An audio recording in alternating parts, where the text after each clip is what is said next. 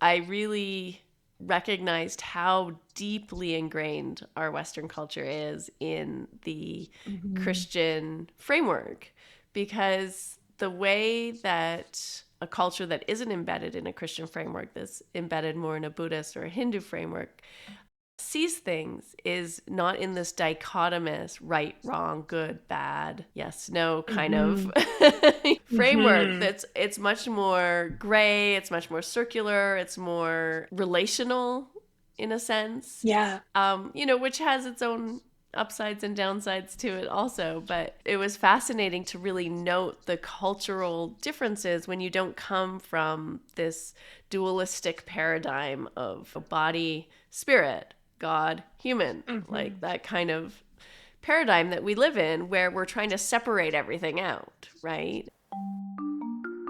Hello, beautiful souls, and welcome to the Woo Curious podcast, your map to the mystical, your key to the sacred, and your guide back home to yourself. I'm Eileen, a writer, a spiritual coach, energy healer, and slow living witch. This podcast is your invitation to explore a world where the mundane and the sacred intertwine. It's a haven for those ready to take the first steps into the realms of magic and mystery, providing a safe space for you to embark on your own enchanted journey towards healing and self-discovery. Here, I'll unveil the whispers of the mystical, the rituals often hidden in plain sight, and I'll engage in sacred conversation intended to stir your soul and lead you back into your power. I'm all about demystifying woo and witchcraft. So, whether you're a seasoned seeker or simply woo curious, I'm so delighted you've decided to join me on this journey. Let's make magic.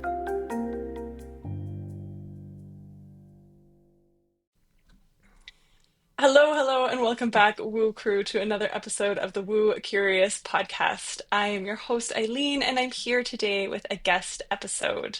My guest today is Harmony Slater, who, for over 2 decades, has supported women around the world to integrate spirituality, nervous system regulation, and embodied leadership into both life and business. She works with coaches, healers, and high achieving women who want to lead with clarity, confidence, and sustainability without burnout. Harmony is a national board certified health coach, mastery method certified coach, and level 2 spinal energetics practitioner. She's also a certified Ashtanga teacher, one of fewer than 20 women worldwide to hold this distinction, after more than 15 years of training in India. Her background includes extensive study of Buddhism and contemplative traditions throughout Asia, and she holds a degree in philosophy and religious studies. She's also the host of the Finding Harmony podcast. And today she mentors coaches and healers through her year-long Lightworker Mastermind, embodied business mentorship, and private one-on-one work, supporting the creation of businesses that are both impactful and sustainable. And as we came on the show, we found out that we are also in the same city, which is incredible. So enjoying the conversations that is going to lead us into. Welcome to the show, Harmony. Thank you so much. So nice to hear you read that bio back to me because I came in feeling a bit like I don't know who I am. So it was nice to have someone tell me. I know that feeling. Anytime I'm a guest on a podcast, I'm like, oh, I sound pretty good on paper. And it is that affirmation or clarity. At some point, we sat down and got really clear, and then it can get muddy, especially in the lines of work that we do, which is a lot about feeling and embodiment and less about that kind of really specific brain work. So makes Totally. sense. Totally. Yeah. Yeah. So I mentioned before we hopped in to actually record that I like to start every conversation here with a question about your spirituality. And for context, I came to my spirituality very late in life. It's about 5 or so years ago, even I would have called myself an atheist still. And Ah. so it's really shifted my life trajectory. It impacts all the work I do. And I'm always curious to hear about other people's experiences of their own spirituality, their path, and how it impacts the work that you do today. What shifted for you 5 years ago? Oh, I started taking a I was like deep in burnout, and I started seeing a retired midwife who does energy healing work. And I didn't actually believe in energy healing. I just knew I needed to talk to somebody who understood me Yeah. and where I was like the world of midwifery. And then she had a year-long, it was called Wild Medicine Energy Healers training. Yeah. And I was like, I don't know what this is, but I want to sit at this woman's feet. And I enrolled, and everything just opened from there. Wow. That's amazing. Yeah. Cool. Yeah. Well, for me, I don't know. It's like it's always been in my life. My mom was a seeker and she was a hippie lady kind of in her, in the 60s and 70s. She was really interested in exploring different spirituality. And back when I was born, she was actually attending, I forget what it was called, but it was basically a transcendental meditation center that was here in the city. And so she was really into transcendental meditation and into sort of new age type spirituality. And before she had my brother, who's 3 years younger than me, she converted to Christianity. So we grew up sort of in like this kind of wacky, new agey Christian type household. And I remember my mom introducing me to meditation when I was very, very young. And then also just this idea of God and spirituality. So it was always kind of in my consciousness, in my orbit. I kind of went in and out of Christianity sort of as a practiced, disciplined religion or philosophy for living, Mhm. like throughout my teenage years. And then when I got to university, as we were talking about, to the U of C, I really was interested in philosophy, but also curious about this religious studies program. And I took the Origins of Christianity class, and it really like kind of blew my mind. I was like, oh, this is kind of all made up. Like this was kind of Mhm. put together, just like some guys were just thinking like, oh, this is important and this is important. So it really like reframed how I was looking at spirituality and religion in a Mhm. really big way. And I ended up kind of diving more into the Eastern track. I liked the Hinduism and I really loved Buddhism and meditation. And so that was, I guess, my sort of entry in. I went to China and did an honors degree studying at some monasteries there in China.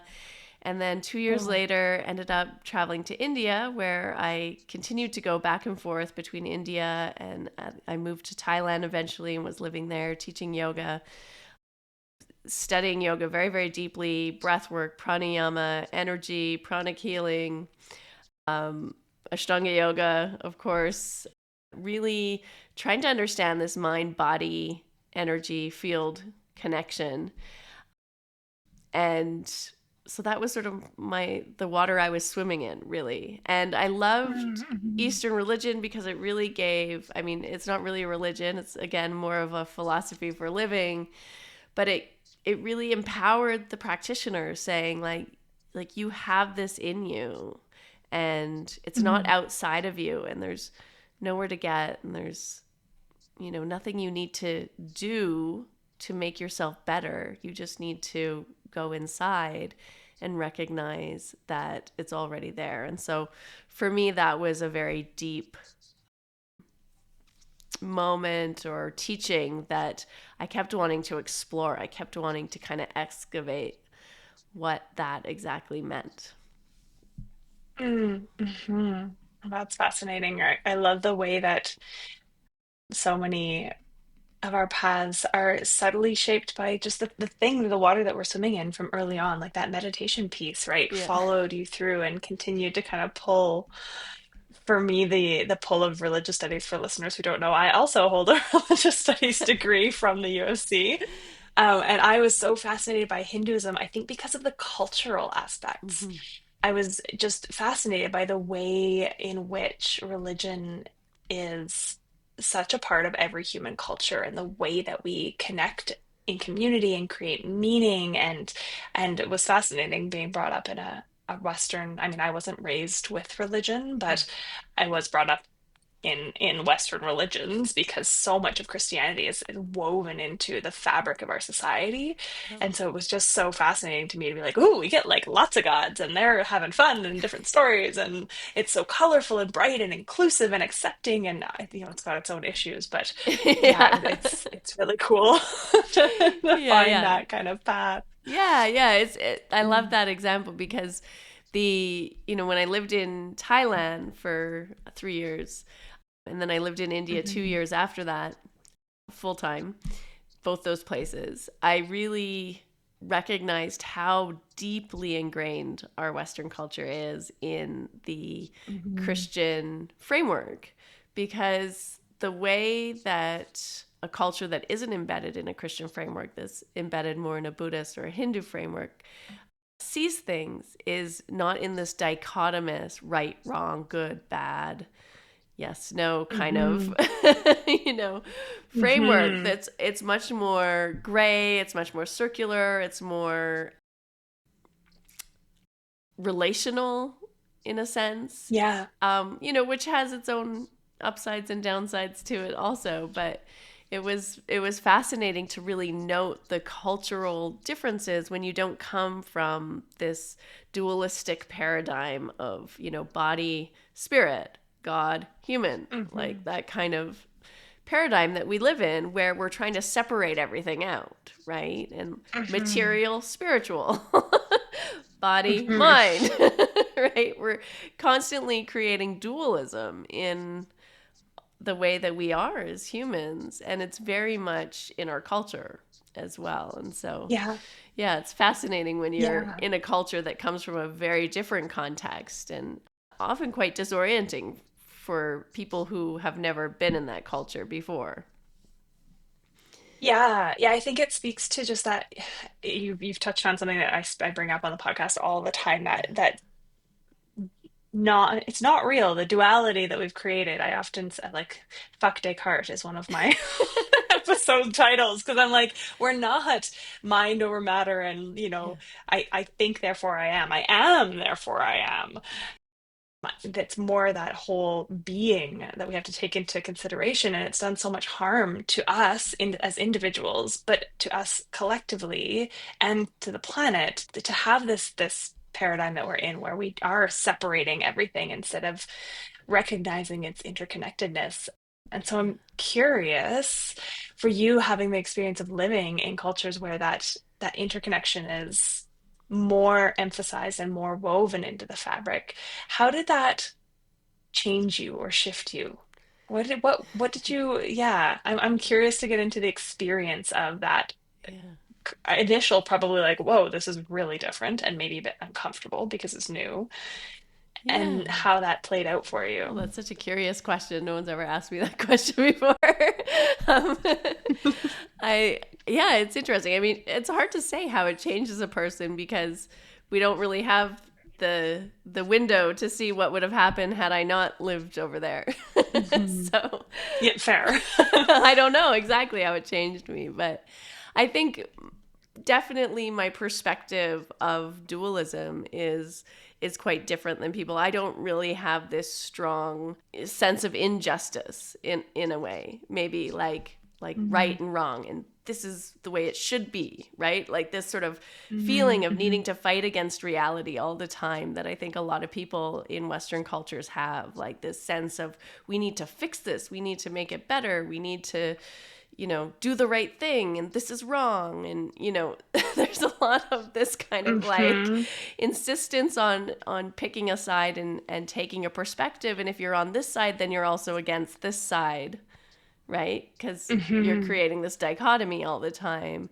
And I think my natural tendency for me personally is much more globalist in many ways, on many levels, and humanist, Mhm. in that I'm really for humans, and recognizing that right and wrong is actually not categorical in its essence, right? It's Yeah. very much relative to who's doing the speaking. And Mm-hmm. And that there's also a bigger vision, picture, plan at play that we can't always understand from our limited human perspective.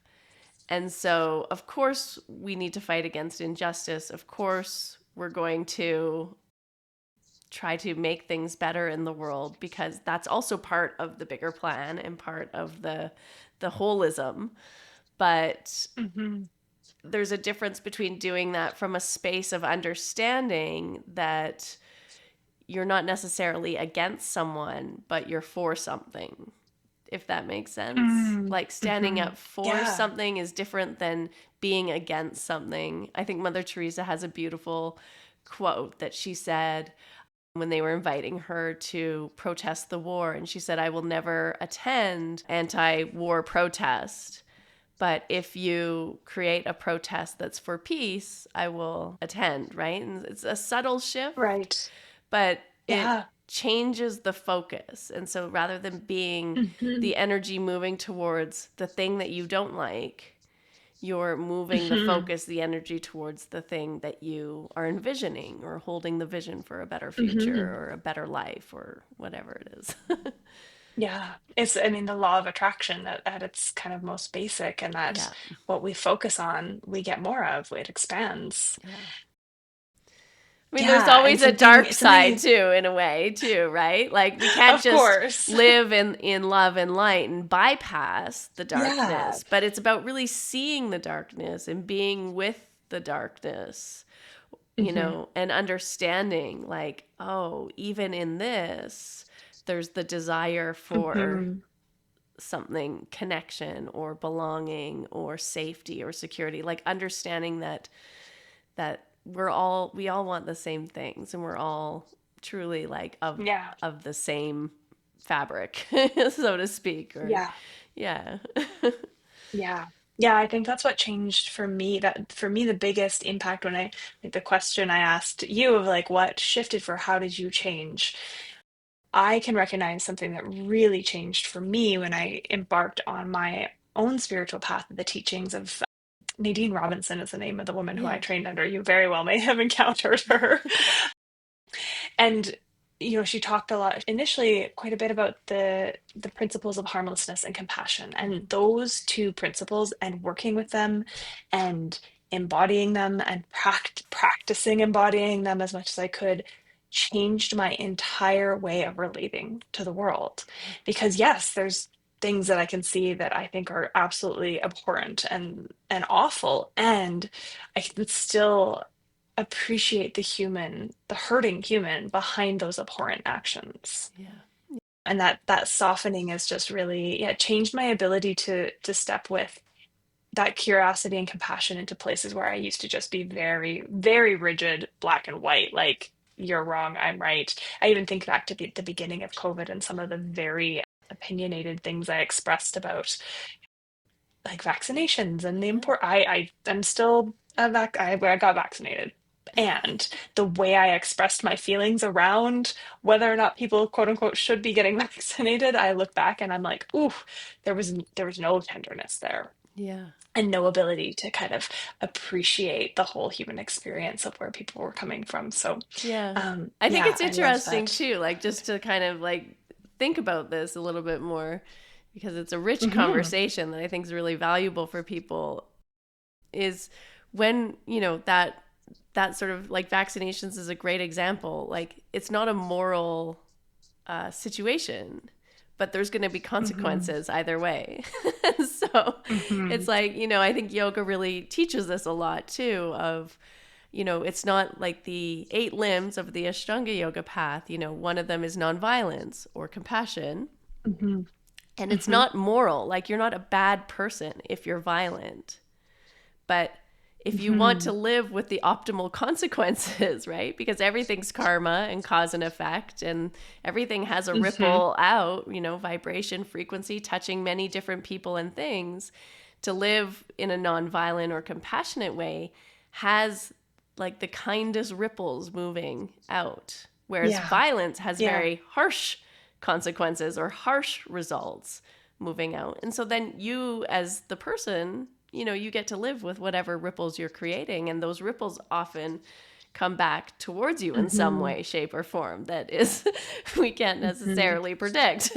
So, and then also, I mean, then the other thing is that in order to create the violence or do the harm or to have that harshness or impatience or frustration, towards something outside of yourself, you have to generate that feeling inside to such an extent that it comes out. And so you're first doing the violence and the harm to yourself before it even reaches outside of you, which in and of itself is kind of like self-destructive and creates a lot of dis-ease or illness, that we experience.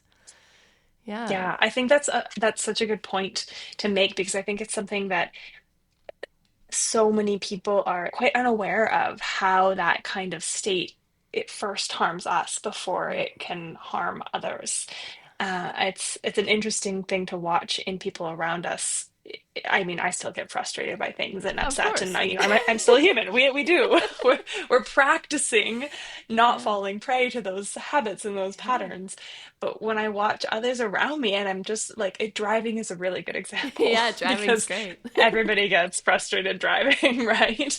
And I still get frustrated driving, and so much less so than I used to, because I've become so much more aware and able to catch myself and be like, okay, well, I could be really pissed off and fuming and seething and angry at the rest of the drive, and every little thing's going to set me off, and I get work to where I'm going, and I'm going to be in a tizzy. Or I could be like, well, that was a dick move, and just carry on with my life and not worry about it. Yeah. And I feel so much better, because my frustration, my anger Yeah. in those kinds of situations, in so many situations, it's not going to change the reality. But I can change my own experience of the reality. Yes, 100%. Yeah, it's so powerful. It's such a powerful principle to understand. And I think that's also what drew me to sort of Eastern religions is it's not about like some heaven and hell or like judging all the time people. It's just Hmm. like if you want to do it, but you get to live with what happens after and you might not like it so much. And so it's like actually radical Yeah. responsibility. Right, Yeah. exactly. Yeah. Exactly. Yeah. I'm interested how this, because I'm conscious I want to just keep talking for hours, and we're going to get together and have coffee and, and I do know. that. We're But like I 20 minutes also, away from each other. it's amazing. This has never happened. Everybody listening, it's never, I was like, oh, where are you? Are you in the States somewhere? She's like, Calgary, Canada. I'm like, oh my God, this has never happened. But I want to make sure that we talk a Yeah. little bit about how all of this, what we're talking about, weaves into your business, and how, Yeah. you bring that magic to that space, and how you work with people. And Hmm. yeah, I'll let you lead us into that space, and I'll let myself pick up on the threads that Yeah, I want to sure. explore further. Sure. I mean, I kind of like took a bit of a path. I was really in the yoga field, breath work, pranayama, working with bodies, leading classes, workshops, retreats. I did that for 25 years now. It's been a while. Mhm. There's a um, good chance I've taken a class with you at some point probably, back in the probably. day. Yeah. Yeah, I didn't always teach in Calgary. I lived in Victoria, British Columbia for 7 years and had a studio Mm. there, and then for the last, I guess, 7 years, I've been mostly traveling and teaching outside of the city. So it's been a lot of focus on spirituality and teaching spiritual practices and helping people in their spiritual practices. But around 2019, I really wanted to go deeper with people because I didn't want to just keep it at this sort of, a lot of times we have these teachings like we were talking here, and how do you then Mhm. bring them into your life? Right? Like compassion's Mhm. great, but how do you experience it? How do you activate it? How do you hold it in yourself Mhm. every day? And if you're just going and taking a yoga class, sometimes you don't get those deeper teachings unless you do a teacher training or, go on a retreat where they're offering some other types of workshops or, teachings around Mhm. it. So I really started to look into coaching, and at first I thought I'd do health coaching, but I ended up doing more like life and business, and how to integrate like spiritual wellness for life and business and helping spiritual entrepreneurs, other yoga teachers, coaches, healers to amplify the work that they were doing and build businesses that they loved, because I had already kind of done that and built a business that I love. And so that has been really my path for the last, I guess, 5 or 6 years now since COVID. I started a little bit before COVID, so it was great. I was kind of like set up online and ahead of the game already. but of course that like forced everyone to go online, which, opened up a lot more doors for exploration and connection and having these types of conversations with people all over the world, which we didn't really have the awareness of so much before. Like so much has changed in the last 6 years for us. So yeah, it was a powerful time of transformation for myself also, in that I really wanted to like hone those skills in helping people uncover what they already hold inside of them, right? Like not putting enlightenment outside in some distant future, not putting success, 10 years from now, but like recognizing what's already here, what's already present, and like encouraging, inviting, bringing people into that greater sense of wholeness within themselves. And so the coaching then really took me into spinal energetics and elemental embodiment practices, which I bring into my coaching, and I also offer one-on-one sessions. And this is a modality that it combines the East and the West. So it was sort of exactly where my heart was, bringing all of this ancient wisdom and teachings from the East and combining it with the science and the body and what we've learned from sort of Western traditions. And so it was mainly taught by chiropractors, and there's sort of different forms. It all comes from a type of chiropractic called network chiropractics or network spinal that was created by Donald Epstein. And many of his students have sort of branched off and created their own modalities based on his body of work. And so I studied with Dr. Sarah Jane. She's from Melbourne, Australia, and created spinal energetics. And it was incredible because it's such I just love this modality in particular because it really like is a deeply meditative state that as someone receiving the work you drop into, because you're feeling into your body, you're feeling your breath, and it like opens up your awareness to your energetic field. And I think this is something that we're only just starting to think about as humans. Like most people aren't really quite there yet, Right. Yeah. and our body is just the densest part of our energetic field.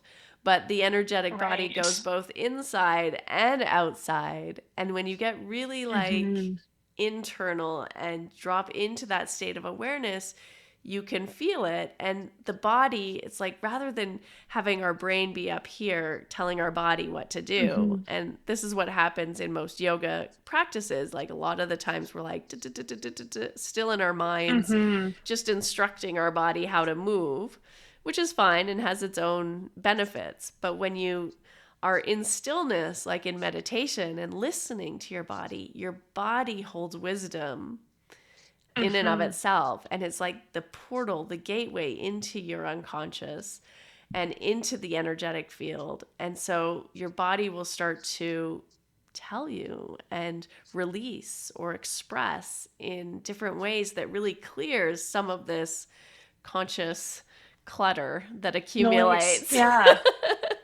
So now my work is really bringing in this kind of mystical, practice, which can be done both online and in person. The spinal energetics, the breath, the body, the like understanding and working with your own energetic field and clearing some of those blocks that come up as a business owner, like probably, as you know, right? When you have to make an offer or sell something or create a new program or even creating a podcast, there's like a lot of stuff that comes up. You start to feel like, oh, For sure. I can't tell. I was just on a call today with my light worker mastermind group where the spiritual entrepreneurs, a few of them come together and receive the online spinal energetics. But one of the women was like, yeah, I went to tell someone my price. She just is starting her energy healing business. She's like, I just couldn't say it. So I told her Oh, I'd yeah, email her. So, right? And like it comes up and you think, oh, it's not going to it happen to does. me. And then all of a sudden you're there and you're like, what? Tongue tied and feeling like insecure or self conscious or, because it really like Hmm. having a business is the deepest spiritual practice. It really brings up all of the stuff, feelings of Hmm. unworthiness, like insecurity, like, can I do it? Your over responsibility, codependency, people pleasing, like all of the tendencies start to come up and we need to go in and clear them from the root. And so it's using the somatic practices as well as, the mind and the emotions and all of these different aspects of ourselves to, yeah, eliminate the blocks that come up when you're building your business. Yeah. Oh, it's beautiful. And I love how, again, there's just like, I find I hear so many similar threads from so many of our stories, those of us who Yeah. are in these kind of spiritual worlds and supporting people, of that like awareness at some point on the journey that it's, oh, we need to come in here. It's internal, it's the wisdom lives there. It's, all of our different methods are ways of accessing or helping guide others to access their own internal wisdom, because it really is, there's so much potency and power in each of us. And and yeah, like that, the way that we show up to those spaces, that sounds like a very gentle and powerful practice, offered a technique, Yeah, that's the word I'm looking for, technique, yeah. the spinal energetic Yeah. piece. Yeah, it's very, I mean, it's kind of beautiful. I think it it's opening up a window to see something that I think a lot of us have not been taught or that we've skipped over in our lifetime so far up until now. Hmm. Right. Which is, we have a pain in our neck, say, or our shoulder, and we're just focusing on the pain, or we go to the massage and we're like, yeah, it hurts here. Can you fix it? Yeah. Right? And it's the same kind of thing that we were talking about earlier, where, we're so focused on what we don't want, what we want to make go away. And so we're Yeah. always going into the resistance, right? Whereas Hmm. a lot of the bodywork practices, and these energetic field practices, you can't Hmm. access the energetic field so nicely when you go into the Right. spot of Yeah. resistance. You go into the place where there's ease, because where there's ease, there's richness, energy richness. Hmm. And so when you Hmm. find the place of ease, like the body or the energetic field invites you in, and then it Hmm. opens up for the person to feel, oh, and that energy can then get redistributed and moved around. The body wants to heal you. The body wants to feel at ease. It doesn't want to feel like all Hmm. of this mental stuff that we stuff into it or the emotional stuff we stuff down into it. It's like it's Hmm. doing us such a great like favor and service by holding so much stress and tension and emotions and energy all the time. But given the opportunity, when we are able to move into that space where there's ease in it and allow the body to redistribute the energy, through physically, but Hmm. also in the emotional body, the mental body, the spiritual body, the soul self, or the infinite self, or bringing some of that connection we have to the infinite self into our present moment, it just wants to open up and help heal us. Like we can heal Yeah. ourselves, and we keep, like, if given the opportunity, given the chance, and we just don't give ourselves the opportunity or the chance because we're so busy Hmm. doing all the things all the time. Yeah. Yeah, I was gonna say, because we don't have the time to slow down, Yeah. which is something that you help with Yeah.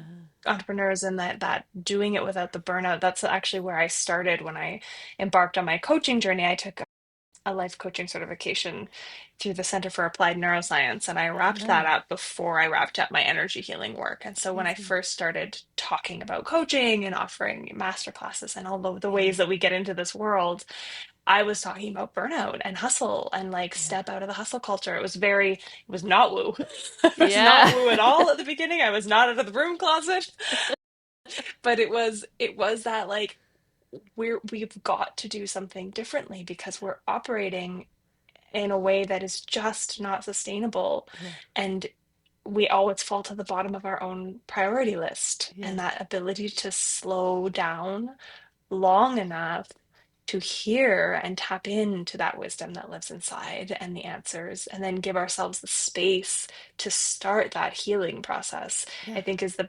biggest gift we can give ourselves. And that often requires support. And Yes. that's where people like you and I come in, Very because much. again, if you're not paying for it, you're probably not going to do it. Exactly. Unfortunately. 100%.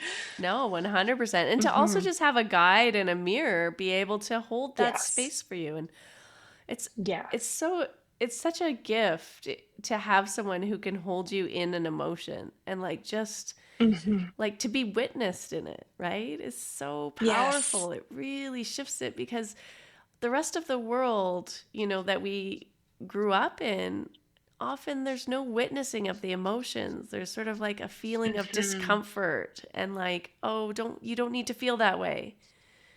But I do Yeah. feel Yeah. that Let's soothe. way. Let's soothe. Yeah. Yeah. And so to Yes. have someone Yeah. to hold you in that emotion, it's amazing because it releases and it moves and it shifts. And then Hmm. you don't have to carry it anymore. But I think Yeah. especially like It can. women like get into their mid, 40s or early 40s or 50s or 60s, and Hmm. they're so like we've been carrying so much for not just ourselves but other people. And it's no Yeah. wonder like the perimenopause and the menopause conversation is so strong right now because I mean we're We're actually have tired. yeah. Yeah, have We're a really fucking voice. tired. Yeah. And we're started, yeah, there is that sense of coming into this space of, okay, we're tired and we're exiting that role that society has said is the role a woman should play, which is to be young, beautiful, and fertile. Yeah. And as you exit society's beauty norms and Hmm. standards and the ability to bear children, there's like fewer fucks to give because you're like, okay, I just get to be me now. I'm Exactly. not performing anymore. Yeah. And then we have so much more connectivity with our social media and the way that we're connected, that we're hearing like these conversations are getting amplified, Yeah. which I Yeah. think is a really cool space to be, especially if I'm entering my perimenopausal years for Yeah. sure at this stage. And it's like, okay, Yeah. I I'm so here for the conversation. Yeah, 100%. And it's interesting, something else. I was listening to a podcast you did, a solo podcast talking about like how AI and Chat GPT and everyone's using like AI now to create their content on all the platforms and all the social Hmm. media and the newsletters and all the things. And it's so funny because I feel like it's a bit like the extension of the internet where everyone thought, "Oh, we're going to have the internet and computers and we're only going to be working like 4 days a week instead of 5 days a week." And now we have Yeah. AI and it can do everything so much faster and more professionally. Yes. Make it Right. sound like, it came from a copywriter instead of from my limited, vocabulary. Hmm.